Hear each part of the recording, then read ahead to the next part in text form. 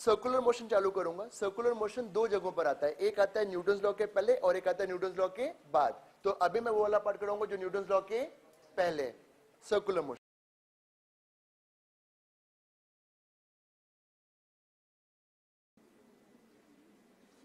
अभी सिचुएशन देखो बेटा, मजा आ जाएगा, तुम तो अभी सीख जाओगे। मुझे बस 15 मिनट में एक बेसिक चीज सिखानी है। मैं पहले डिस्कस करूंगा कांस्टेंट स्पीड की सिचुएशन, कांस्टेंट स्पीड जिसमें वेलोसिटी इसलिए बदल रही है क्योंकि there is a change in direction. और फिर एक दूसरी सिचुएशन बनती है, उसमें स्पीड भी बदलेगी। तो अभी मैं बात करूंगा कांस्टेंट स्पीड। तो the body is still having a changing velocity because there is a change in direction. तो इस कारण से बॉडी के पास क्या आ जाएगा, एक एक्सेलरेशन। डायग्राम बनाओ।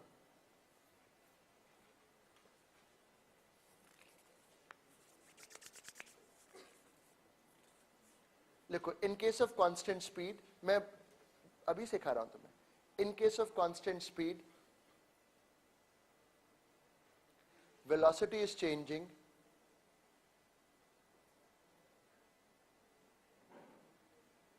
velocity is changing because of change in direction. Because of change in direction.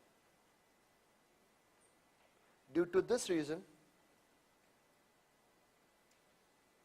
there is acceleration.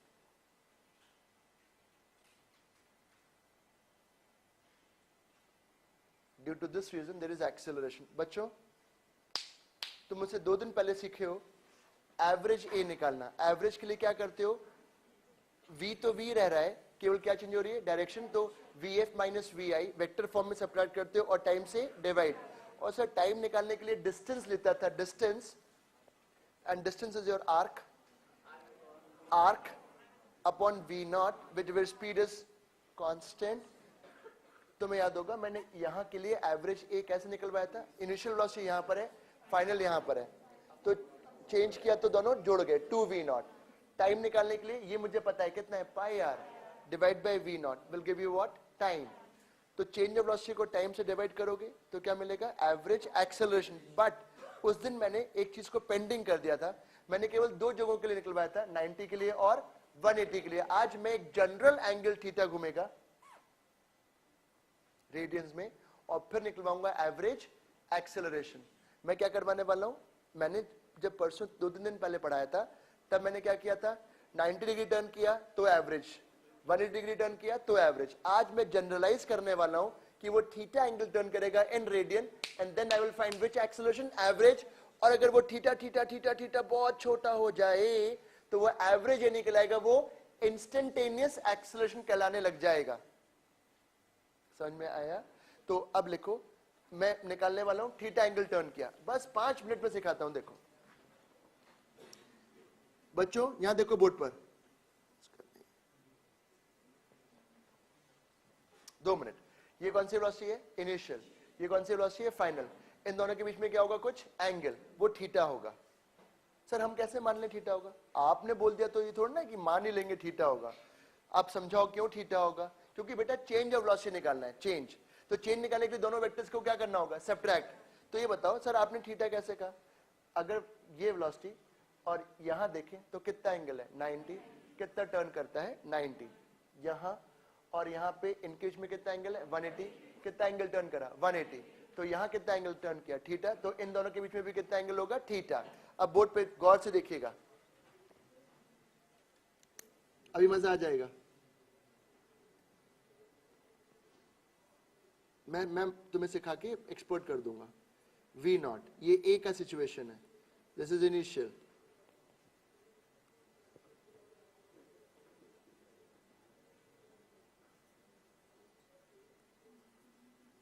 This is final and this angle is theta. ठीक है, बना दिया। Now change is vf minus vi। बच्चों दो vectors को अगर subtract करते हो, अगर दो वेक्टर्स के बीच में एंगल थीटा है, थीटा, और सब्ट्रैक्शन करना है तो फॉर्मूला होता है a² + b² - 2ab cos theta under root. इन दो वेक्टर्स को सब्ट्रैक्ट करना है तो सब्ट्रैक्शन का फॉर्मूला हो जाता है a square plus B square minus 2ab cos theta under root. तो मैं सब्ट्रैक्शन कर रहा हूं क्योंकि मुझे चेंज निकालना है। मैं सिखाऊंगा, तुमने जो भी सीखा उसको बस स्ट्रॉन्ग करता चला जाऊंगा, और क्या कर सकता हूं, और कुछ नहीं। और बिल्कुल नहीं करना, परेशान बिल्कुल नहीं होना है। ये लिखा,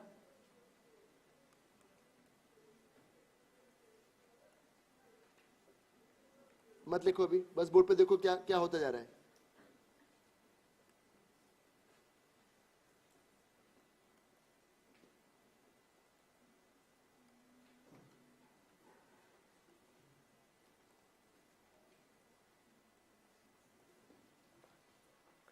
ऑल ऑफ यू नो मैंने क्या लिखा है, कॉस थीटा को लिखा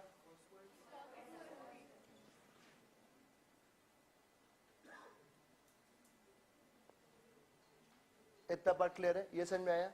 1 minus cos square theta will be sine square theta by 2, तो साइन स्क्वायर थीटा बाय 2 और sine square theta by 2 will be 2 sine square theta by 2। अभी रुक जाओ, बस तुम्हें मैं आज सिखाई दूं ना अच्छी चीज।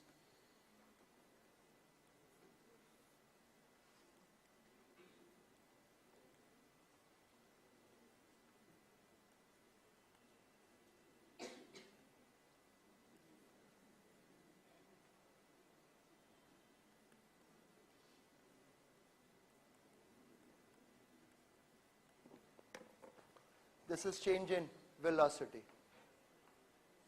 ठीक है। अब इसको अगर हम टाइम से क्या कर दें, डिवाइड, तो मिलेगा एवरेज एक्सेलरेशन। सर टाइम वो कितना चला, आर्क तो चला, पर वो आर थीटा है। Arc upon radius is angle, और वो एंगल मैं मान रहा हूं किसमें लिखा है मैंने, radians. Arc upon radius is angle, जो कितना था, theta.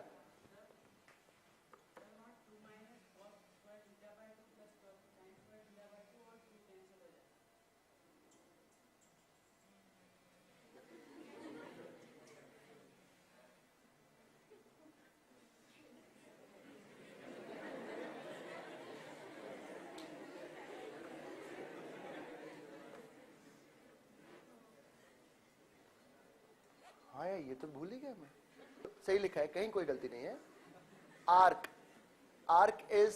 Arc upon radius is theta, तो से आर्क निकल आएगा, v नॉट से डिवाइड करोगे, distance upon speed will give you what, time, and this divide by time will give you average acceleration.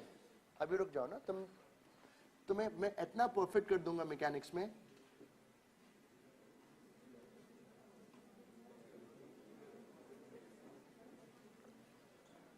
But ये एंगल उसमें लेना होगा इन रेडियन। अगर डिग्री लिखा था 60 डिग्री, तो 60 नहीं लिखोगे, पाई बाय 3 लिख देना। अब इसको डिवाइड करा तो ये एवरेज ये आया।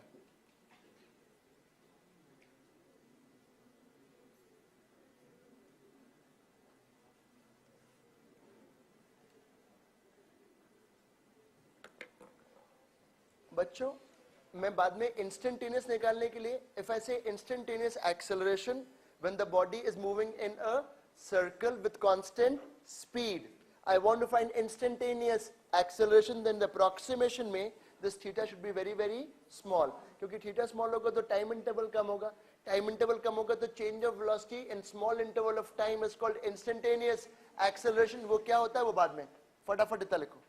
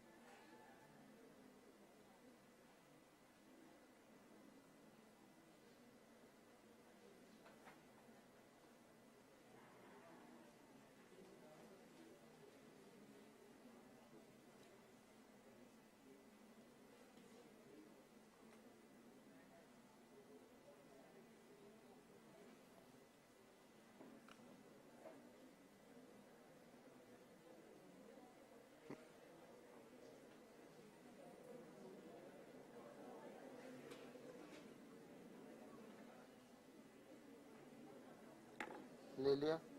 कितने पॉइंट नीचे निफ्टी?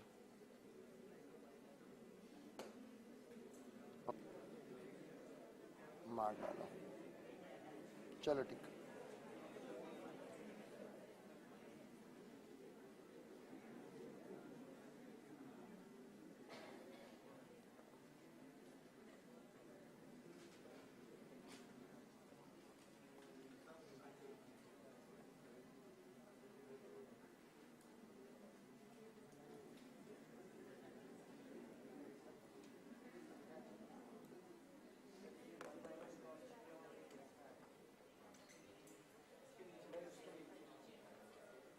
ये cos थीटा को मैंने ब्रेकअप किया।